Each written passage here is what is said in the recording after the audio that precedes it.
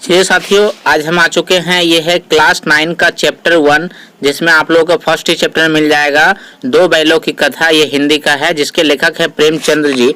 उन्होंने इस माध्यम में हीरा और मोती दो बैलों की कहानी का विवरण किया है, जिसके माध्यम से उन्होंने काफ़ी कुछ समाज में उजागर करने की कोशिश की है।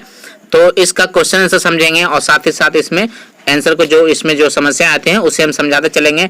इस हिसाब से हम पार्ट बाय पार्ट आगे चलते चलेंगे। अगली वीडियो में, नेक्स्ट वीडियो में एक वीडियो में एक चैप्टर का प्रश्न उत्तर देखते चलेंगे, और आप चाहें तो इस वीडियो को पॉज करके लिखते चलेंगे। चलिए इसमें हम क्वेश्चन आंसर को समझते हैं और आगे बढ़ते हैं। तो आप देखिए कि इसमें पृष्ठ संख्या 19, इसमें अभ्यास के प्रश्न है। इसके पहले प्रश्न में दिया गया है कि कांजी हाउस में कैद पशुओं की हाजिरी क्यों ली जाती होगी। अब इसके पीछे कारण पूछा गया है।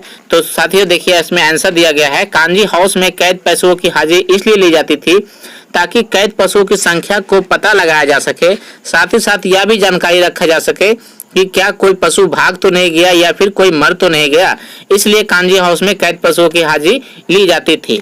अब चलिए हम अपने दूसरे क्वेश्चन पे चलते हैं। दूसरे क्वेश्चन हमारा है, आप देखें यहाँ पे, छोटी बच्ची को बैलों के प्रति प्रेम क्यों उमड़ आया।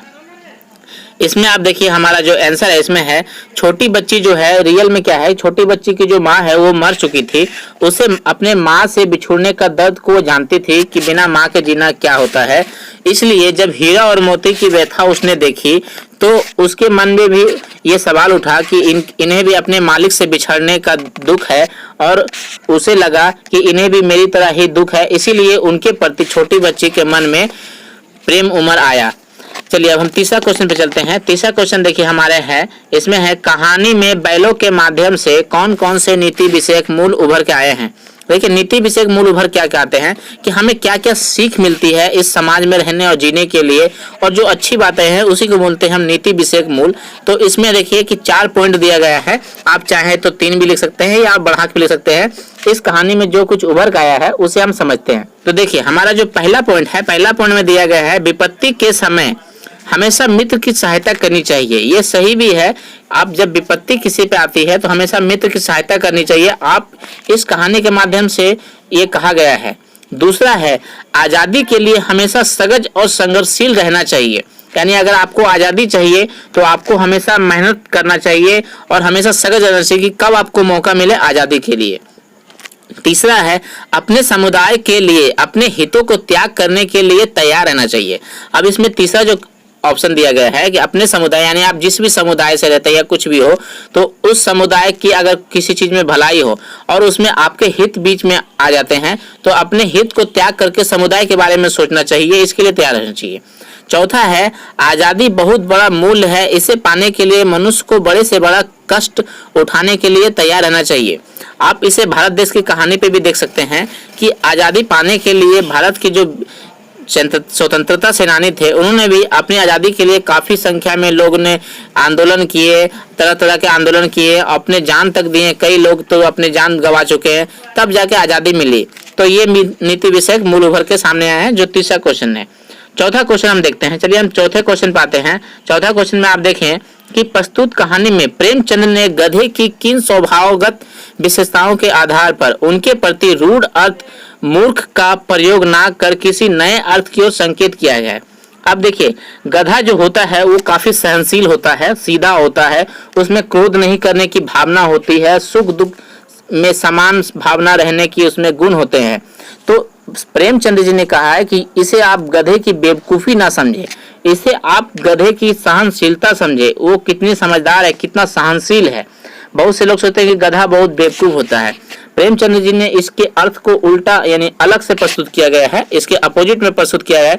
उन्होंने गधा को काफ़ी सहनशीलता बताया, वो काफ़ी सीधा होता है, उसमें क्रोध करने की भावना नहीं होती है, सुख दुख लाभ हानि के बारे में वो सोचते नहीं है। उन्होंने गधे के इस स्वभाव को व्यक्त किया गया है, और इसका आंसर भी आपको यहाँ पे लिखा हुआ है। आप चाहें तो खुद से बना के लिख सकते हैं, और यहाँ भी मैंने आंसर लिख दिया है, आप इसे भी चाहे तो वीडियो को पॉज करके लिख सकते हैं। चलिए हम नेक्स्ट क्वेश्चन पे चलते हैं। नेक्स्ट क्वेश्चन देखिए हमारा जो है, इसमें लिखा गया है, किन घटनाओं से पता चलता है कि हीरा और मोती में गहरी दोस्ती थी। अब देखिए पाठ में ऐसे बहुत से घटनाएं हैं जिससे पता चलता है कि हीरा और मोती में गहरी दोस्ती थी। तो इसमें अलग अलग पॉइंट वाइज हम समझेंगे। तो आप देखिए इसमें फर्स्ट जो पॉइंट हमने दिया है, इसमें दिया है दोनों एक दूसरे को चाट कर और सूंघ कर अपना प्रेम प्रकट करते थे। इसका क्या अर्थ है?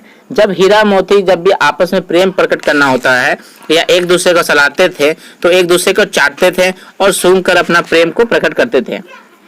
नेक्स्ट पॉइंट जो है हमारा, जब ये दोनों बैल हल या गाड़ी में जोत दिए जाते थे, यानी बैल को हमेशा खेतों में या गाड़ी में हल में जोतने खेत जोताई करने के लिए लगाया जाता है। तो जब ये दोनों बैल हल या गाड़ी में जोत दिए जाते थे तो दोनों ज्यादा से ज्यादा बोझ स्वयं झेल कर दूसरे को कम बोझ देने की चेष्टा करते थे।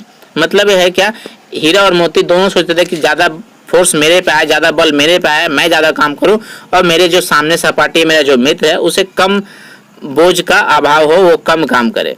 ये काफी अच्छा है। चलिए नेक्स्ट पॉइंट जो है उसमें है, नाद में खाली भूसा पड़ जाने के बाद भी दोनों साथ में ही नाद में मुंह डालते थे, साथ ही बैठते थे।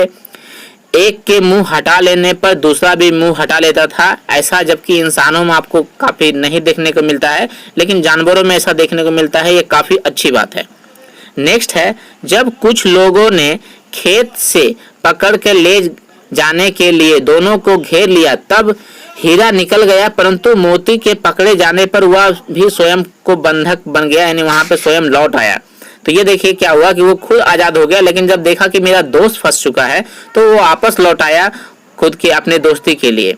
ऐसा जो आम जीवन में देखने को नहीं मिलता है, हालांकि ये आम जीवन में भी होना चाहिए। नेक्स्ट है, कांजी हाउस की दीवार के टूटने पर जब हीरा ने भागने से मना कर दिया तो अवसर होने के बाद भी मोती ने उसे छोड़कर नहीं भागा। यानी एक दीवार टूट गया तो भागने का जब मौका मिला, जब एक दोस्त अगर नहीं भागा तो दूसरा दोस्त भी बोला ठीक है हम भी नहीं भागेंगे। ये होती है पक्की दोस्ती। आज भी इंसानों के बीच में ऐसी दोस्ती होनी चाहिए, तभी समाज का नव निर्माण होता है। खैर ये तो इसमें कहानी के माध्यम से दिखाया गया है। इसमें आप एक दो पॉइंट और चाहे तो ऐड कर सकते हैं, चाहे तो कम कर सकते हैं और अपने एग्जाम को अच्छे तरह से लिख सकते हैं। चलिए हम चलते हैं नेक्स्ट क्वेश्चन में। नेक्स्ट क्वेश्चन हमारा देखिए यहाँ पे है, लेकिन औरत जात पर सींग चलाना मना है या भूल जाते हो। हीरा के इस कथन के माध्यम से स्त्री के प्रति प्रेमचंद के दृष्टिकोण को स्पष्ट कीजिए। इसमें देखिए कहा गया है कि औरत जात पर सींग चलाना मना है। आखिर हीरा का यह कथन है, इसमें प्रेमचंद जी ने किस बात को, किस दृष्टिकोण को उजागर किया है, ये हमें समझना है। तो आप देखिए पहले इसमें उत्तर लिखे हैं। हीरा के इस कथन से यह ज्ञात होता है कि समाज में स्त्रियों के साथ दुर्व्यवहार किया जाता है, उन्हें शारीरिक यातनाएं दी जाती है। इसलिए समाज में ये नियम बनाए जाते थे कि उन्हें पुरुष समाज शारीरिक दंड ना दे। हीरा और मोती भले इंसानों के प्रतीक हैं, उन्होंने दिखाया गया है कि हीरा और मोती को जो है वो भले इंसान के प्रति दिखाया गया है, इसलिए उनके इस कथन से सभ्य समाज पर लागू किया जाता है, जिसमें असभ्य समाजों में स्त्रियों को प्रताड़ना दी जाती है। हालांकि ये सही भी है। अगर मान लीजिए किसी स्त्री से कोई घटना हुई भी है, गलती हुई भी है, तो उसे जो अपराध है उसे कानूनी प्रक्रिया द्वारा देने चाहिए और उसे अपराध का दंड देने के लिए कोई महिला ही होनी चाहिए, ना कि पुरुष।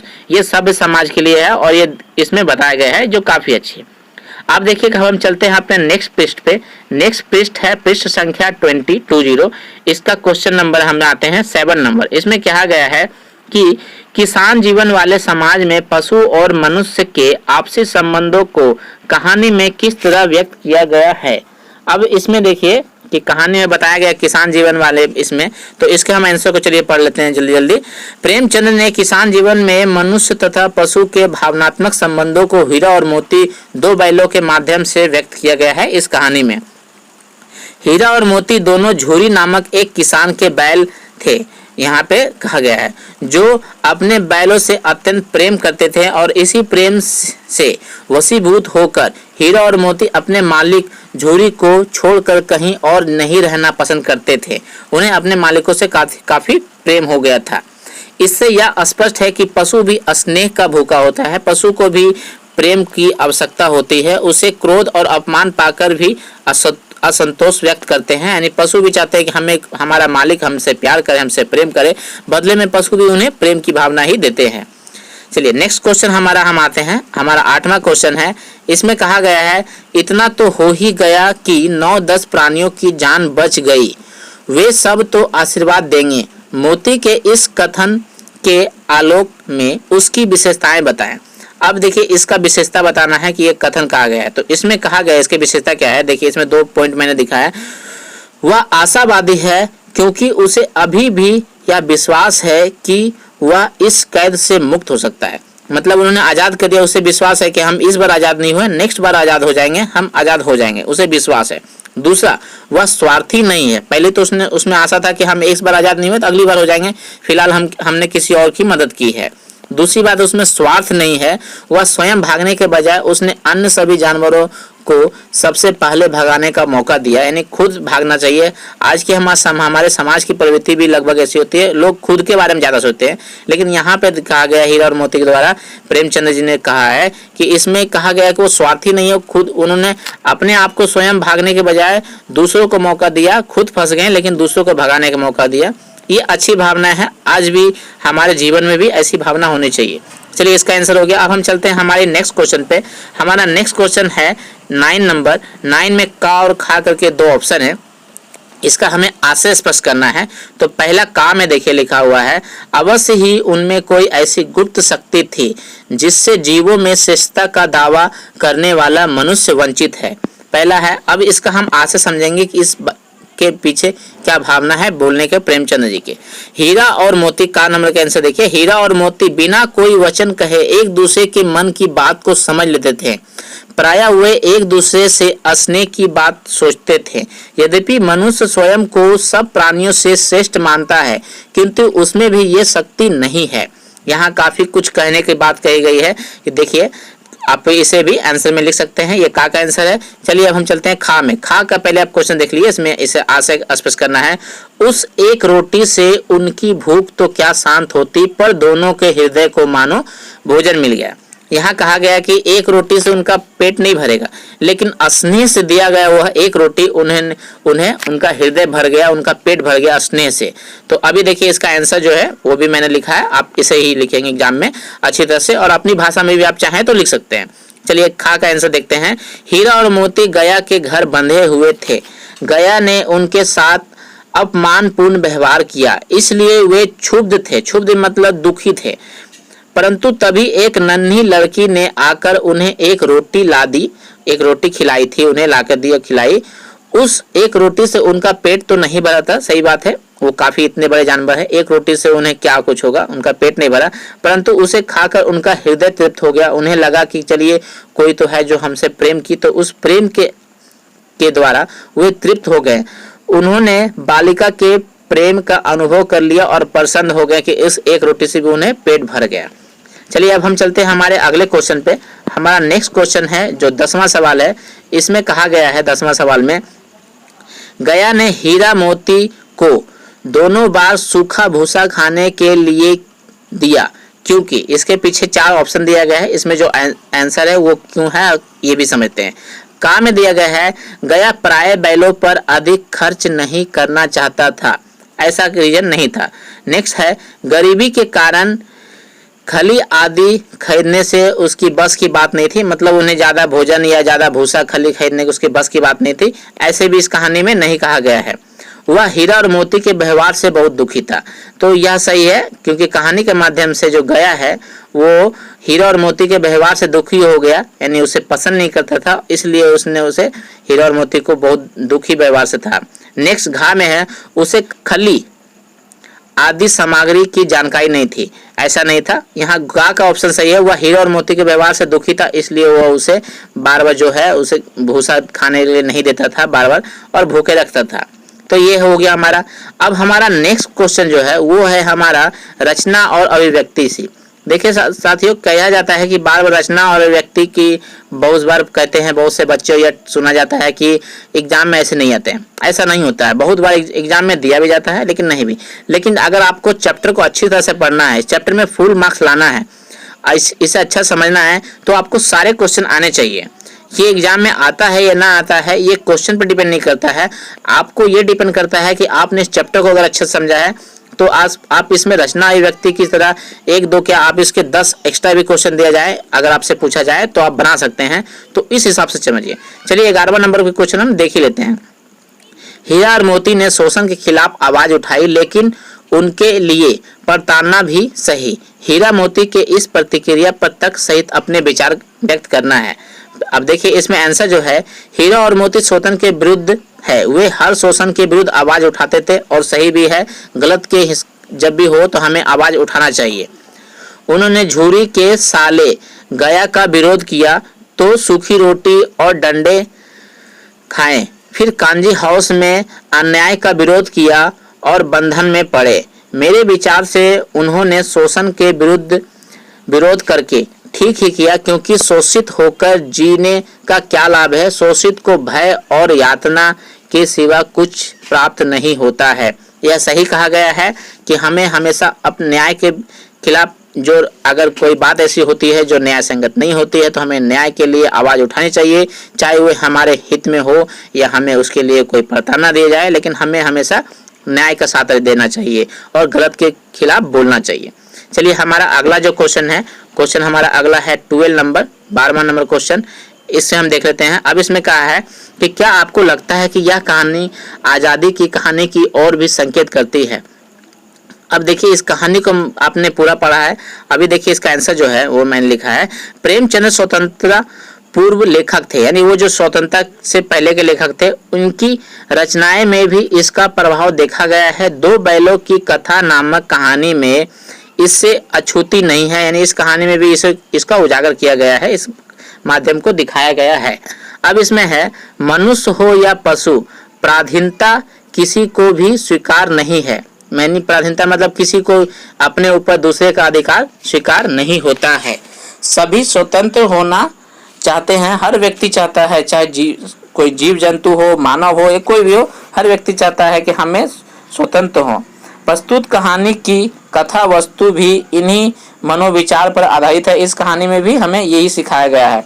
प्रेमचंद ने अंग्रेजों द्वारा भारतीयों पर किए गए अत्याचारों को मनुष्य और पशु के माध्यम से व्यक्त किया गया है। इस कहानी में जो अंग्रेजों द्वारा भारतीयों पर जो अत्याचार हो रहा था, उसी चीज को प्रेमचंद जी ने इस कहानी में दिखाया गया है, दो बैलों के माध्यम से। इस कहानी में उन्होंने यह भी कहा है कि स्वतंत्रता सहज नहीं मिलती, यानी स्वतंत्रता के लिए हमें कड़े संघर्ष करना पड़ता है। इसके लिए निरंतर संघर्ष करना चाहिए। जिस प्रकार अंग्रेजों के अत्याचार से पीड़ित जनता ने अपना क्षोभ विद्रोह के रूप में व्यक्त किया, उसी प्रकार बैलों का गया के प्रति आक्रोश भी संघर्ष के रूप में भड़क उठा है। इस प्रकार अप्रत्यक्ष रूप से यह कहानी आज़ादी की भावना को ही व्यक्त करती है, उसी से जुड़ी हुई है। हमारा देखिए आगे जो है वो भाषा और अध्ययन, जो आपके लिए इम्पोर्टेंट उतना नहीं है, आप चाहें तो इसे कर भी सकते हैं। मैं इसमें इन सब का भी आंसर बनाया हूँ आपको। चलिए मैं वीडियो को दिखाता हूँ, आप वीडियो पॉज करके इस तरह से बना सकते हैं चाहे तो। मैंने इसे भी लिख दिया है, हालांकि ये बहुत से बच्चे करते हैं, बहुत से नहीं भी करते हैं, फिर भी आपके लिए मैंने यहाँ कर दिया है। आगे देखिए नेक्स्ट पेज है 26 भी है, 26 में भी दिया गया है रचना के आधार पर ये सब। इन सब को भी आप देख लें, आप चाहें तो इसे भी कर सकते हैं, अगर आपका इच्छा हो तो करें, अगर नहीं इच्छा है तो नहीं करें। और इसके बाद हमारा 15 नंबर है, 15 नंबर में भी जो दिया गया है इसे भी दिया गया, आप चाहे तो करना है।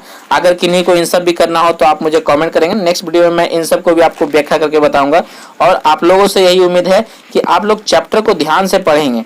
ऐसा नहीं है कि आप चैप्टर को छोड़ देंगे और बिना चैप्टर पढ़े ही प्रश्न उत्तर को करेंगे। आप चैप्टर को ध्यान से पढ़ेंगे तब आपको उत्तर समझ में आएगा, इसका जो भी उत्तर है समझ में आएगा और आप अपनी भाषा में लिख सकते हैं। यहाँ मैंने कोशिश किया है सरल शब्दों का यूज किया है, आप चाहें तो इसे अपनी भाषा में और भी सरल शब्दों में लिख सकते हैं।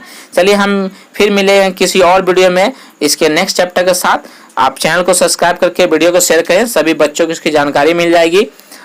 अलग अलग पार्ट के लिए हम इस चैनल पे वीडियो डालते रहते हैं। नेक्स्ट वीडियो भी हम किसी और चैप्टर पे लेकर डालेंगे, तो आप चैनल को सब्सक्राइब करके वीडियो को शेयर करें। मिलेंगे हम नेक्स्ट वीडियो में, तब तक के लिए पढ़ाई करें और जागृत रहें।